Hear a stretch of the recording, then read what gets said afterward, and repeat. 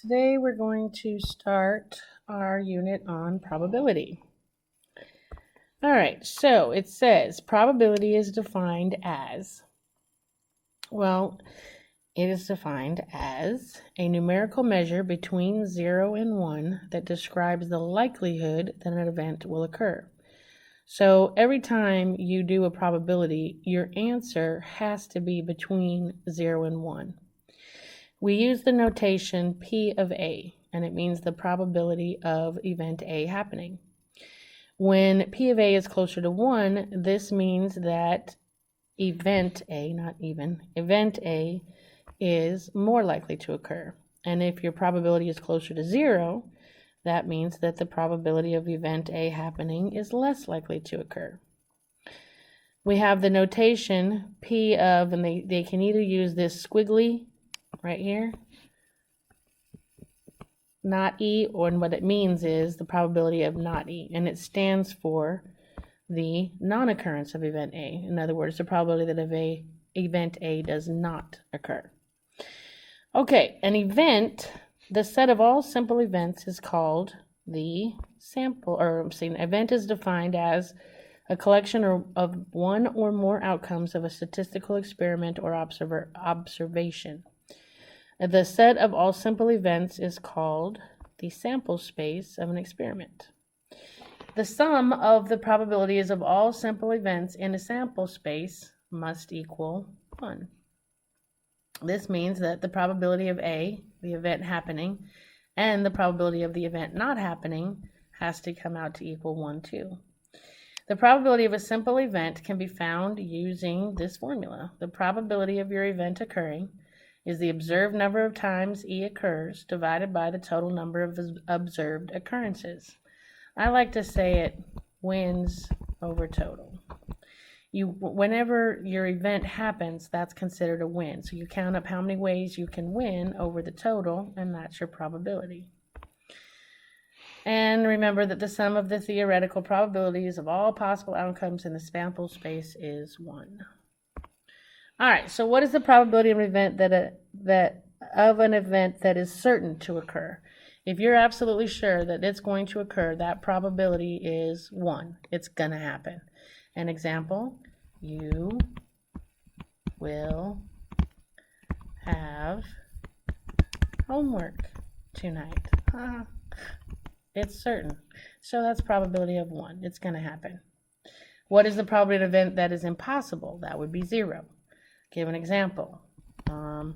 Amy is 5'11". It's never going to happen. Not for me. It's over. All right. So that would be the probability of 0. I'm never going to be 5'11". All right. So it says probability is a measure of how likely an event is to occur. It says match one of the probabilities that follow with each statement about an event. This event is impossible. It can never occur. Well, that would be my probability of 0. This event is certain. It will occur on every single trial of the random phenomenon. That means that the probability is 1 if it's certain to occur. This says the event is very unlikely, but it will occur once in a while in a long sequence of trials. Okay, very unlikely. Out of all of this is never going to happen. The one closest to 0 would be this 0.01. So that would be very unlikely to happen. And if you think of these as percents, you guys, this would be like 1% chance. This would be a 30% chance. This would be a 60% chance. This would be a 99% chance. This would be a 100% chance. This would be nothing. So sometimes thinking of it as percentages can help you too. This says this event will occur more often than not. Well, both of these will. Anything over 0.5 is going to occur more often than not. So I don't know which one they really want. You could say the 0.6, the 0.99, okay, either one of those. All right, so you try this one, hit pause, come back when you're ready, and hopefully you got 0. If your lottery game contains 25 balls and they're numbered 1 through 25, what is the probability of choosing a ball number 26? Well, since there is no ball number 26, that's impossible. So the probability would be 0. All right, it says in each of the following situations, describe a sample space, which is all possible simple events, then answer the related question. It says a die is rolled one time. What is the probability that you get a number greater than 4? Your sample space is everything that could happen when you rolled a die. So your sample space, oops. Hold on, I'm sorry. Your sample space would be, it could land on a 1, a 2, a 3, a 4, a 5, or a 6. Okay, so now that's your sample space. That's everything that could happen. They want the probability of you rolling a number greater than 4. If you go with my winners, anything bigger than 4 is a winner. So 5 would be a winner, 6 would be a winner, these would all be losers. So how many ways can you win? 2 out of how many total? 6, which reduces down to 1/3. You could also write it as a decimal. That would be 0.33%. You could also, 0.33. You could also write it as a percent, which would be about 33%. Okay. All right. If you randomly toss 2 fair coins, what is the probability that you get 2 heads? What is the probability that you get at least 1 head? So your sample space, if you toss 2 fair coins, it could land both on heads. The first one could be heads, the second one could be tails, or the first one could be tails and the second one could be heads, or they could both be tails. So there's a total of 4 outcomes. Okay, so your bottom denominator is 4. And how many of them look like this? This would be your winner. Well, there's only 1. So the probability of getting 2 heads when you toss 2 coins is 1 out of 4, or a 25% chance. Then it says, what is the probability that you get at least 1 head, which means you got to have at least 1 H. Well, there's at least 1, there's 1, there's 1. So that would be 3 chances out of 4 that you get at least 1 head. Okay, if you spin the spinner seen at the right, what is the probability that you spin a B? Well, here's a winner and here's a winner. Oh, sorry, your sample space is you could get an A, an A, an A, a B, an A, or a B. And the probability that you spin a B, there's 2 winners out of 1, 2, 3, 4, 5, 6 slots. So again, that would be a probability of 1/3. Okay. Alright, so you try this one, hit pause, come back when you're ready. And hopefully you've got 1 out of 6. So a 6-sided die is rolled. What is the probability of rolling a number less than 2? Well, if you roll a die, you could get a 1, a 2, a 3, a 4, a 5, or a 6. Numbers less than 2 are winners. That's the only one. So 1 out of 6. Alright, so now we're going to look at a chart. It says, take a look at the chart below on similarities in a random sample of 375 married couples. Now, it's nice when they give you this, because there's your total, there's your denominator. If they didn't give it to you, you'd have to add up all these numbers, but they would come out to 375. So it says, what is the sample space? My sample space is, they either have 0 things in common, 1 things in common, 2 things in common, 3 things in common, or 4 things in common. And then B says, suppose that 1 married couple is selected at random. Use the data to estimate each of the following 5 probabilities. The married couples have 0, 1, 2, 3, or 4 personality preferences in common. Use proper notation. So the probability of them having nothing in common, well, there's how many had nothing in common. That's 15 out of 375. The probability of having 1 similarity would be 71 out of 375. The probability of 2 would be 124 over 375. The probability of 3 similarities would be 131 over 375. And the probability of having 4 similarities would be 34 over 375. Now, you can express these. You're going to be asked to express them as a fraction, or as a decimal to 4 places, or even as a percentage. So, if you type that in the calculator, you get 0.04. Math enter that. That reduces down to 1/25. And if you wanted the percentage, you could move it over. That's about 4% chance. Okay?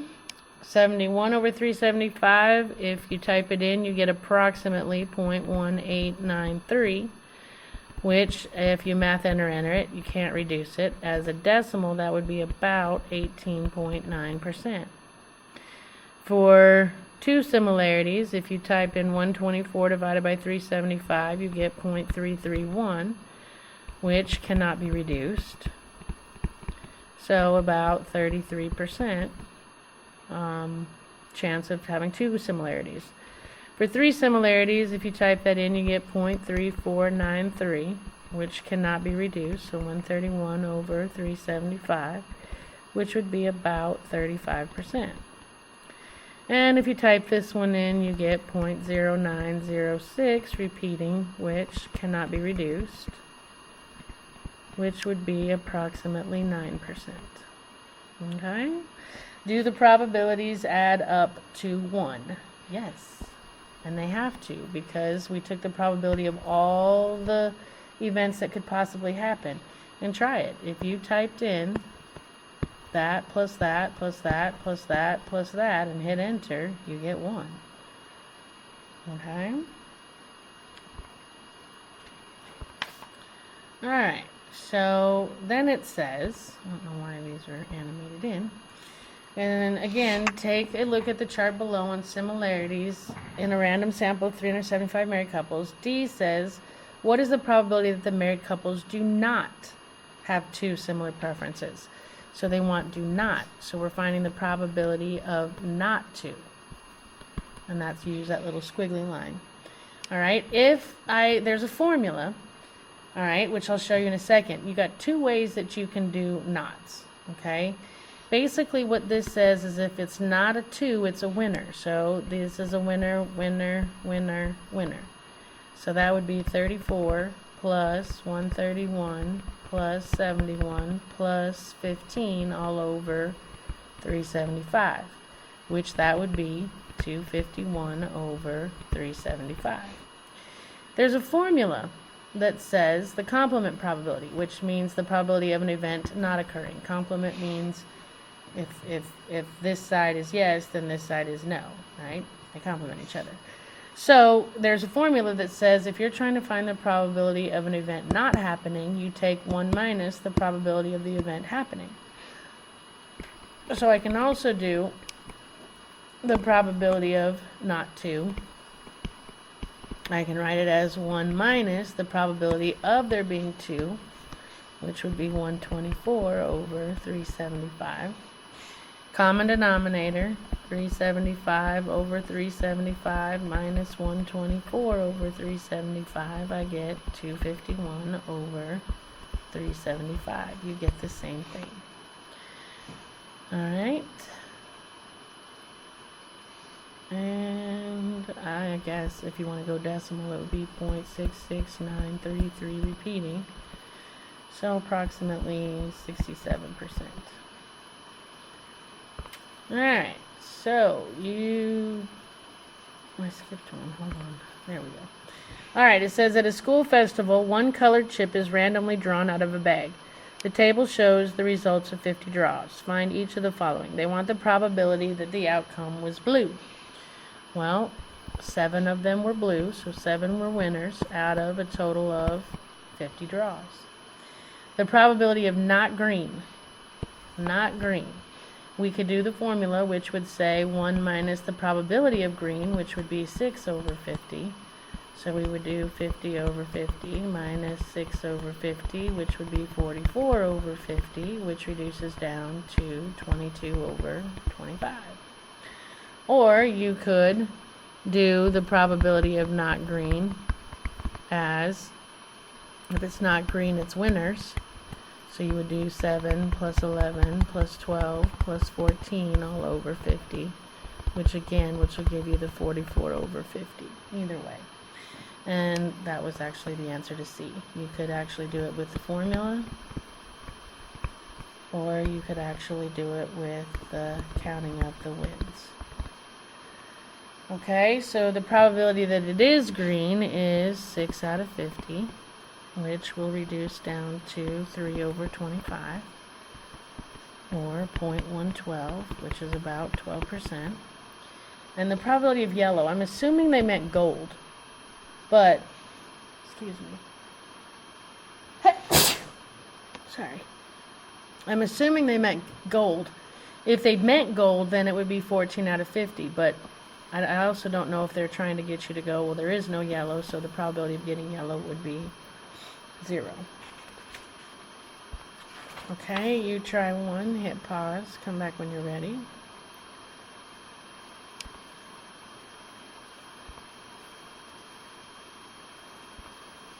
Hopefully you got 6 out of 13.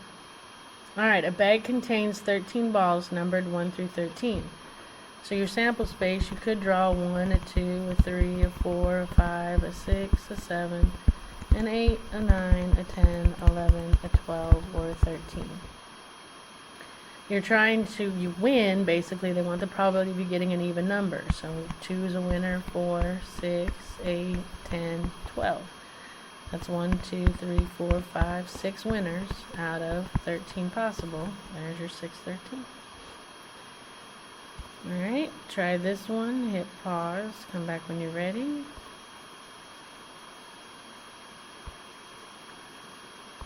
And hopefully you got 2/3. Alright, so it says a bag contains 7 reds, 4 blues, 1 green. What is the probability of choosing a marble that is not blue? Okay, so we're trying to find the probability of not blue, which you could either do 1 minus, oops, what did I do? Why did I erase my writing? No. 7 red, 4 blue, 1 green. I want the probability of not blue. So there's 7 red plus 1 green. Those are the winners. Those aren't blue. That's 8 over 7, 11, 12 total marbles. So that's 8 over 12, which if you divide by 2 on top and bottom, it reduces down to 2/3. Alright, try this one. Hit pause, come back when you're ready.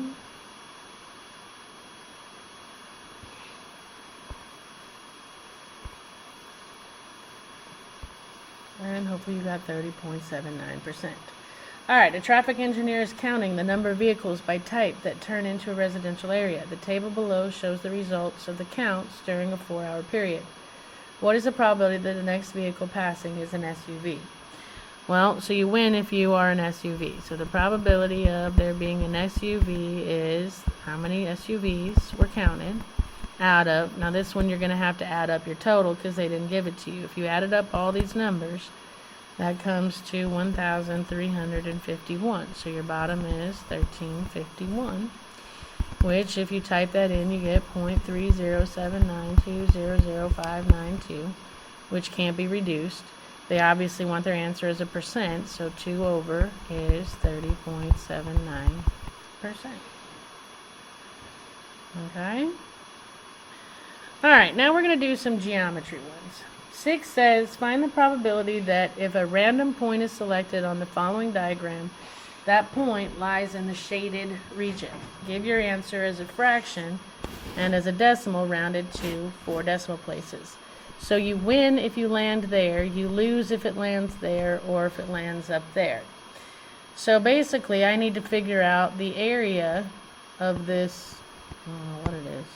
1, 2, 3, 4, 5, 6, penta, what's 6-sided? I don't know. Anyway, I got to find the area of that shaded region. So if I find the area of the rectangle,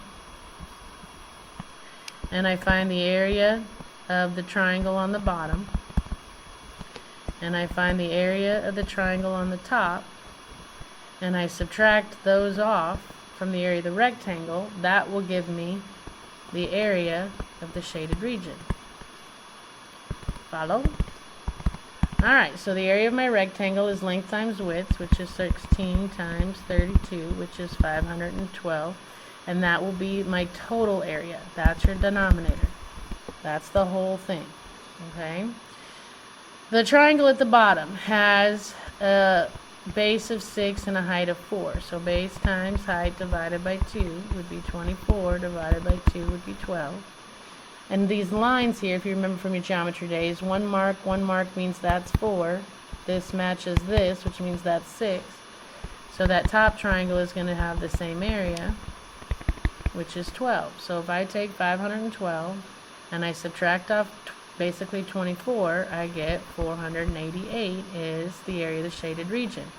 And that's where I win if the point is picked there. So now to get my probability of it landing, or the point being in the shaded region, would be 488 over 512, which reduces down to 61 over 64, which is approximately 0.953125. They want the decimal rounded to 4 places, so my answer would be the probability of a point being in the shaded region is 0.9531, about 95%, which makes sense because most of the circle, or most of the rectangle, you win in all of these areas and you lose here and here. So that's saying that this area is about 95% of the total. Alright, so let's look at another one. It says a circle is inscribed in a square with a side length of 24. So that means if it's square, the length and the width are both 24. That also means your circle has a diameter of 24 and a radius of 12. And it says, what is the probability that a randomly chosen point lies in the square but not in the circle? So it wins here, here, here, and here if it lands in that shaded region, because those would be the areas that are in the square but not in the circle. So I've got to figure out the area of the square, the area of the circle, and if I take the circle away from the square, that will be the area of the shaded region. So my square is going to be 24 times 24, which is 576. An area of a circle is pi r squared, so it's going to be pi times my radius squared, which comes out to 452.389341. So if I subtract, I get the area of the shaded region is 123.610659. Again, I'm nervous about rounding. So if I want the probability that it's in the square but not the circle, it will be, all this is my winners in the shaded region, so that's 123.610659 divided by the total area, which is 576.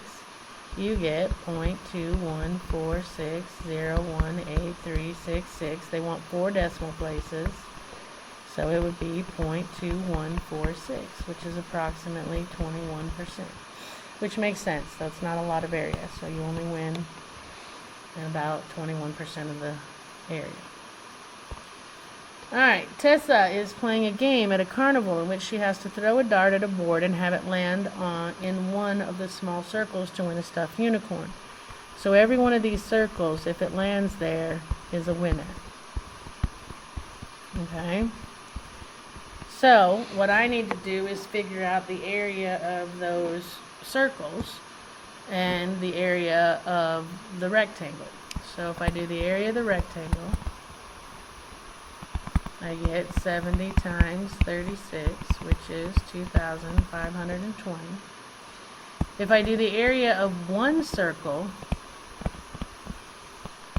that's pi r squared, and it says that each of the small circles has a diameter of 4, which means it has a radius of 2. So if I type that in, I get 12.5663761. But there are 13 of those circles. So the area of all 13 circles is going to be 13 times 12.5663761, which is approximately 163.362818. So these are my winners. That the 13 circles account for that much area out of that much area. So the probability of it landing in a circle is 163.362818 divided by 2520, and you get 0.06482655151. And it says to the nearest thousandths, 10th, 100th, thousandth, so that would be 0.065, which is approximately 6.5%. Okay. Alright. So, why does the sum of all simple events in a sample space equal 1? Because they account for everything from not occurring to occurring, and if you take all events, they've got to add up to the probability of everything being able to happen, which would be 1. How do you find the probability of a simple event? Probability of an event happening is, in my language, wins over total. How do you find the probability of the complement of a simple event? Your probability of not E happening is 1 minus the probability of the event happening. Alright, we are at homework. This is on paper now. Remember, this is not Math Excel. So there are 4, 5, 6, 7, 8 questions. I don't know why I put 7 up there. There's 8. And you have the answers, but again, I gave them to you so you know what you're doing. If there's no work, I'm not going to give you credit for it. So, show me something. Alright, so happy homeworking, and I will see you next time.